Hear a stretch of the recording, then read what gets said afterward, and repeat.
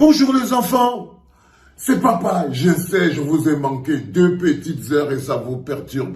Bienvenue dans notre 3e podcast de la journée les enfants, bienvenue à la clinique et surtout bienvenue dans cette autre édition très importante des primaires chez les crapules. Ce qui dans la clinique aujourd'hui est un breaking news est une rumeur qui a été lancée depuis.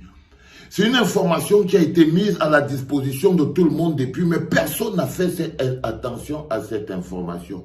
Pourtant, cette information, quand vous la mettez dans le cadre des primaires chez les crapules, c'est-à-dire qui prendra la place de Pomba sur le fauteuil sardinique du RDPC, cette information est très importante. Je l'ai donné en passant comme ça à tout hasard le matin dans le podcast, le premier, mais je vais revenir dessus parce que ce qui était une rumeur est désormais avéré. Ce qui était une rumeur est désormais avéré. Le petit Francky est dans une situation de santé très compliquée. Et dans le cadre des primaires chez les crapules, ça peut être l'une des raisons pour lesquelles Pomba est dans une colère énorme. Je vous rappelle que Pomba avait décidé qu'il va finalement soutenir son fils. C'est-à-dire que même s'il y a quoi, quand il a bien regardé à gauche, il a bien regardé à droite, il ne voit pas quelqu'un qui peut vraiment l'aider à sécuriser, autant mieux il va soutenir son fils. Donc il avait brisé tous les codes que les gens... Mais alors là, Pomba se rend compte que toute son équipe qui était prête à lui dire « oui patron, sur tout », ils lui ont dit que boss, on peut supporter un seul billard, le deuxième, on ne peut pas. Donc Pomba s'est retrouvé face à des réticences. Les gens ne veulent pas que le petit Francky prenne sa place. Il avait promis que le petit Francky ne prendrait pas sa place. D'où vient-il que maintenant il veut déjà replacer le petit Francky? Ça a créé la première grosse scission à l'intérieur de la boîte de sardines. Et là, Pomba a commencé à se rendre compte que les gens font les réunions dans son dos. Les gens font les réunions dans son dos. Et les clans se sont formés. Et lui, il était toujours derrière le petit Francky. Alors, j'écoute une édition de la grande messe du samedi soir. Et J-Point sort cette information. Vous savez, J-Point, c'est 2 heures. C'est-à-dire que quand vous regardez la messe du samedi soir, c'est comme le poronon. C'est 2 heures, 3 heures. Vous ne voyez pas le temps passer. C'est-à-dire ça file, ça monte et tout. Et J-Point balance cette information où il dit que le petit Francky est malade. Il a été empoisonné. Mais c'est passé. Pourtant, non. Si tu lis les informations et tu vois l'attitude actuelle de Pomba, qui est très va-t-en-guerre, qui est prêt à mettre en prison en ce moment, même son compagnon de route, Laurent Esso, ça veut dire qu'il y a quelque chose qu'on lui a touché fort. Donc on n'est plus seulement au niveau de l'assassinat de Martinez. On est pratiquement dans un coup d'État. Oui, gardez l'esprit ouvert les enfants. Gardez l'esprit ouvert. Nous sommes dans les primaires chez les crapules. Je vous ai dit qu'on est comme dans la Cosa Nostra. On kidnappe les gens, on les amène dans les immeubles, on les torture et on les coince. On empoisonne les autres. Vous ne voyez pas qu'on est dans un film de mafia. Et ce sont les gens qui sont censés être les personnes, les institutions que vous devez respecter. C'est eux les acteurs dans les rôles des chefs bandits. C'est eux les acteurs. Vous voyez ce que je veux dire? Donc, ce qui paraissait, le jour où J-Point il a dit ça, c'est passé. Même moi, j'ai seulement entendu ça comme ça, j'ai dit, ah, l'histoire, je suis passé. Et ce matin, je suis en train de parcourir sur Internet les petites pages importantes que je regarde, qui me donnent quand même, et je tombe sur l'information. J'ai dit, Seigneur Dieu, le gars qu'on appelle J-Point, si ça doit de Reddington. Ça, c'est clair, c'est Reddington. Et je vois que quelqu'un a écrit que notre petit prince, le petit Francky, est très mal. Il est très malade. J'ai dit, en fait, cette histoire-là, finalement, c'est Reddington qui avait raison. C'est lui qui avait raison. Ça veut dire que je commence à comprendre pourquoi Pomba est dans tous ces états. Pourquoi il est dans tous les états? Parce que la machine qui est mis en branle les enfants. Ce n'est pas imaginer que Pomba pouvait mettre en branle seulement pour la justice d'un être humain, un Camerounais. Pomba ne respecte pas les Camerounais. Ça veut dire que ce qui se joue là, derrière, est encore plus vaste, les enfants. Ça veut dire que ce que nous voit et qui nous indigne aujourd'hui, qui est le décès, l'assassinat tragique de Martinez Zogo, derrière tout ça, les enfants, la mamie, derrière tout ça, c'est la mamie. Parce que l'assassinat de Martinez Zogo est ce qui est venu sortir, est la face visible des primaires violentes qui se passent chez les crapules, les enfants. Aucune de ces personnes ne mériterait d'être même dans le projet du Cameroun du futur. Ils sont violents. Ils sont violents. Ils utilisent la violence. Ils sont dangereux. Ils utilisent les moyens de l'État. Ils n'ont plus peur de rien. Ils n'ont plus peur de rien parce qu'ils sont dans la légalité. Les primaires chez les crapules c'est des gens puissants. Il y en a qui sont ministres, il y en a qui sont patrons de la police, il y en a qui sont commissaires, d'autres sont généraux. Donc il n'y a personne pour les arrêter. C'est pour ça que les primaires chez les crapules sont violentes. Parce que la violence est légitimée. Jusqu'à ce que quelqu'un tourne la main de l'autre. Alors je vois cette information et là je me dis waouh. Damboy avait parlé de cette histoire, ça veut dire que je peux comprendre ce qui se passe. Donc en ce moment précis, non seulement Amourou Belinga est dans les problèmes, Laurent Esso, parce que tu vas partir en prison, hein, Laurent Esso, tu as promis, non? Tu as promis, Laurent Esso, que tu vas sauver ton honneur, tu vas nous montrer que tu es un ministre digne, que tu mérites les 30 ans de ministre de la Justice que tu as été, et que tu vas tranquillement démissionner, et tu vas te mettre à la disposition de la justice. Parce que c'est ça, ou bien on va venir te porter chez toi comme un poulet, Laurent Esso. Parce que le peuple, là où on est là, on ne te lâche pas. Soit tu pars toi-même, tu pars avec la classe, on va peut-être parler de toi comme quelqu'un qui était parti lui-même au commissariat. Soit tu sais très bien qu'ils vont venir te pêcher. C'est très important. Alors, troisième fois aujourd'hui, de nouveau, je regarde les informations, je vous ai dit.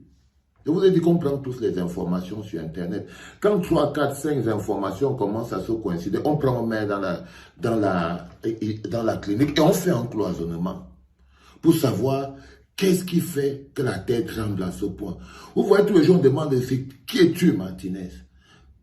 Parce que la terre est en train de trembler. La terre est en train de trembler. Donc, en ce moment, la confirmation, c'est donc quasi indiscutable. C'est que le petit Francky est dans une situation de santé très compliquée. Ça veut dire que voilà un autre prétendant. Voilà un autre prétendant. Le préféré de Pomba. Voilà un autre prétendant qui vient de se retrouver attaqué par sa santé. Ça veut dire qu'on ne sait pas s'il va sortir de là en bonne santé, s'il va sortir de là. Et on ne va jamais venir vous mettre ça à la télévision. On ne va jamais vous mettre dans les journaux parce que vous savez très bien. Vous n'avez jamais vu, quand vous voyez vous-même les films, parfois vous voyez le bandit, il fait le bandit police avec le bandit police, course aux poursuites. Tant il prend 2 balles, est-ce qu'il part à l'hôpital? Il cherche un médecin qui va le soigner dans la clandestinité. Dans la clandestinité, c'est pour ça qu'on est dans la clinique, pour que vous voyez ce qui se passe derrière le rideau. Pendant qu'on est ici, en train de réclamer justice pour Martinez, la traduction de notre colère, si vous regardez ce qui se passe derrière le rideau, les enfants, c'est quelque chose qui est important à comprendre. Derrière le rideau, il se passe une bagarre violente. Derrière le rideau, ces bonhommes qui viennent devant la télévision avec leur costume et cravate, ils disent, selon la haute instruction du chef de l'État, dès qu'il pose le papier là, il part derrière, il devient Jack Bauer l'éventreur. Dès qu'il part là, il devient John, ils deviennent tous des Pablo Escobar. Dès qu'ils finissent de parler là que l'administration du Cameroun a fait ceci, la haute instruction, dès qu'ils finissent, ils posent là, quand ils retournent derrière, ça devient des Pablo Escobar. Ça devient des Pablo Escobar. Je vous dis les enfants que jusqu'à aujourd'hui, on ne sait pas où est Fridolin Nké. Personne n'a une idée de où est Fridolin Nké. De manière précise. Personne n'a une idée, parce qu'on est déjà dans cet état-là, où on kidnappe les gens. Est-ce que vous ne vous rendez pas compte qu'on n'a même pas le temps? Personne, tout le monde, même les services de sécurité étant englués dans les histoires d'assassinat, où on va prendre qui pour aller maintenant chercher Fridelanke? On est dans un non-état. Maintenant, on est tous à la recherche de Fridelanke. Personne n'a une idée de là où il est. Ça fait longtemps. Mais les gens qui sont censés le rechercher en ce moment sont les gens qu'il est supposé fuir. Les gens qui sont censés rechercher Fridelanke, c'est-à-dire la police, les gendarmes et tout, c'est eux que Fridelanke est en train de fuir. Comment on fait? Nous sommes dans un non-état. Les gens qui sont censés retrouver Fridelanke, qu'on est en train de dire maintenant que retrouvons Fridelanke, on ne peut pas comprendre qu'un être humain ne disparaît pas devant nous. Les gens qui sont censés le retrouver sont les gens qui étaient en train de le pourchasser quand ils se retrouvent en train de fuir. On ne sait donc pas si ces gens-là l'ont déjà rattrapé à l'heure où on est en train de parler. À l'heure où on est en train de parler. Ce sont les dommages collatéraux des primaires chez les crapules. Ce sont les dommages. Et quand je vous dis que si vous restez toujours au bord de la route, à commenter, à regarder, même depuis sous vos lits, les balles perdues vont venir vous trouver. Je vous dis, personne n'est à l'abri. Personne n'est à l'abri, les gars. Personne n'est à l'abri. Donc, j'étais en train de vous dire qu'en ce moment précis, dans le cadre des primaires chez les crapules, on a donc le candidat, le petit Francky, qui est dans des situations de santé précaires. Et donc, j'ai pu raconter dans ce live, et ce qui est déjà totalement vrai et avéré, c'est que le gars, quand il était parti voir le Lamido de Rebouba, vous vous rappelez de cette cérémonie qui avait lieu, on avait dit que, voilà, Pomba maintenant, il avait porté même l'écharpe du R. Nous, on croyait qu'il est en sécurité, qu'il est en train de montrer aux gens que c'est lui le nouveau candidat, c'est lui le nouveau patron, il a l'adoubement de son père. Les gens étaient en train de dire que, vous voyez, il a déjà la posture du remplaçant du père. Il n'a jamais porté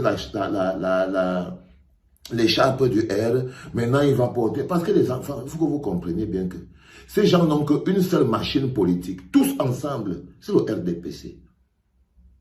Ils peuvent faire tout ce qu'ils sont en train de faire là. La seule machine politique qu'ils détiennent qui leur permet d'exister, c'est le RDPC. Et la personne qui va contrôler le RDPC, c'est la personne qui contrôle tout. Est-ce que vous comprenez la nuance de ce que je suis en train de vous dire? Ça veut dire que même le petit Francky, pour qu'il arrive à traverser, il faut qu'il contrôle le R. Et c'était ça qu'il était en train de faire. Et rappelez-vous, on était en train de se dire que chacun fait sa part de sortie. Pendant que Ngongo était en train de se pavaner pour faire les visites des stades, lui-même avait la posture présidentielle. Rappelez-vous, c'était déjà les prémices des coming out, des primaires chez les crapules. Les gens commençaient à dire on n'a plus peur de rien. Bien qu'à Bornaldum, les gars commençaient à faire des démonstrations extérieures de puissance. Ngongo est sorti, il a pris ses gens, il marchait, il visite les stades, il se balade, il a l'armée derrière et tout. Rappelez-vous, on disait, il a déjà la posture présidentielle. Pendant qu'on était encore en train de voir que Ngongo veut dire trop se positionner et tout, patati patata, le petit Francky a organisé une descente dans le nord. Une descente dans le Grand Nord, des descentes à lieu de gros meetings d'adoubement. Mais puisque nous on parle beaucoup, et je vous ai dit qu'il faut qu'on quitte la posture des commentateurs là. Il faut qu'on quitte sur ça. Parce que regardez un peu comment, les actions se sont passées à l'époque là. C'est aujourd'hui que nous on vient comprendre ce qui s'est passé. C'est pas normal. C'est pas normal. Ce n'est pas normal, les gars. Donc, le gars est parti là-bas, il a donc fait une réponse à l'homme à la punk, et il s'est retrouvé en train, lui aussi, de faire son show pour avoir la posture présidentielle en patron. Là, il avait directement porté l'écharpe du RDPC. Et je crois que c'est là où les gars sont entrés en sucette. Parce que, comme je vous ai dit, ils ont une seule machine. C'est le RDPC. C'était papa.